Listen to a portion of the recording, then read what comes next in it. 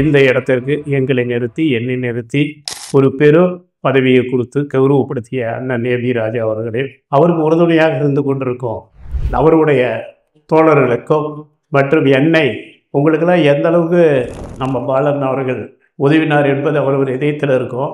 உண்மையிலேயே நான் ஜெயிலுக்கு போயிருப்போம் 1 வருஷத்துக்கு முன்னாடி. ஒரு பாம்பு வளர்க்கலை, இரவோடு இரவாக ஃபோன் பண்ணோன்னே எனக்கு மறுநாளே ஜாமீன் போட்டு என்னை காப்பாற்றின அன்பு உள்ளம் அது.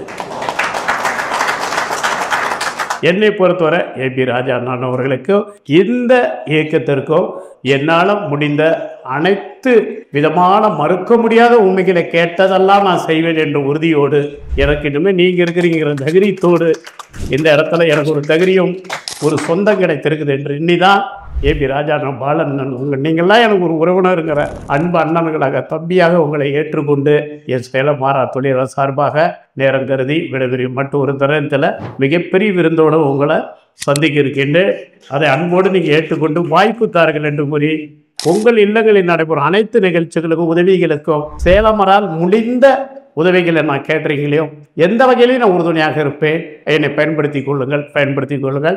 இப்போ தான் எங்கள் எடப்பாடி சார் ஒரு 110 கோடியில் பட்டுக்கோட்டையில் எல்லாமே என்னதுன்னு நினச்சிருக்கிறேன். நான் கொஞ்சம் உள்ளே இருப்பேன். அதில் ட்ரிபிளாரை திறந்து வைத்தார். அவரும் நானும் தான் குத்து விளக்கு ஏற்றணும். அதே மாதிரி தென்காசியில் நம்ம ஐயா சபாநாயகர் அவர்கள் காவல் கிணறு தான் அவர் மாமா தான் அவருக்கு ஒரு மாமா 2 கடை சபாநாயகர் உள்ளாட்சித்துறை அமைச்சர் திறந்தாங்க.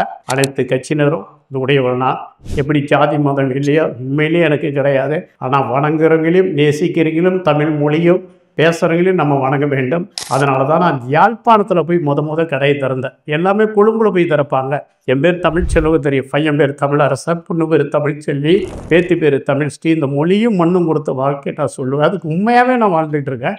கிளிநொச்சி, முள்ளிவாய்க்கால், இப்போ மட்டக்களப்பு எல்லாத்துலேயுமே திருகோணமலையிலையும் நம்ம கிளைகளை திறக்கப்பட்டிருக்கேன்.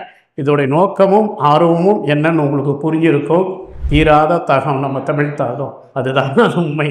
அந்த மொழிக்கு ஏற்ப குவைத்தில் முதல் தமிழ் போர்டை ஏற்றியிருக்கேன். வரலாற்றிலேயே அனைத்து கட்சியினரும் கிட்டத்தட்ட 4 மணி நேரம் என்னை சால்வை மாலையிலே புல்பாட்டினாங்க.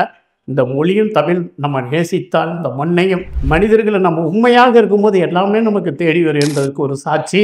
அது நீங்கள் கொடுத்த வாழ்க்கை. என்னை பயன்படுத்தி கொள்ளுங்கள். எந்த நேரத்தில் எது இல்லை என்று சொல்ல மாட்டேன். கொஞ்சம் குறைவாக இருக்குமே தவிர மறுப்பதே கிடையாது. சமுதாயத்துக்கு நிறைய செஞ்சுட்டு இருக்கிறேன், நீங்கள் அறிவீர்கள். அதே போல் நம்ம தேடி வர ஹோட்டல் அண்ணனுக்கு தெரியும். ஏபி ராஜா அண்ணன் வீட்டில் எல்லோரையும் உபசரிக்கிறதமாக கேட்ட தோரணன்னு உள்ள ஹோட்டல் தான் இருக்கும். வரைகெல்லாம் சாப்பிட்டு போகணும். சோறு போட்ட ஊர் இல்லையா, நீங்கள் கொடுத்த சாப்பாடு இல்லையா, அதை நன்றி மறவாத வாழ்ந்து கொண்டிருக்க ஒரு உண்மை செல்வன், தமிழ் செல்வன். நன்றி. நான் பேசிக்கிட்டே போயிடுவேன். அடுத்த நிகழ்ச்சி முத்தா இருக்குது. நான் திருமலான உதயெல்லாம் கலந்துக்கிறாங்களாம். வேலூர் செல்ல இருக்கின்ற வாய்ப்புக்கு மீண்டும் நன்றி. வணக்கம்.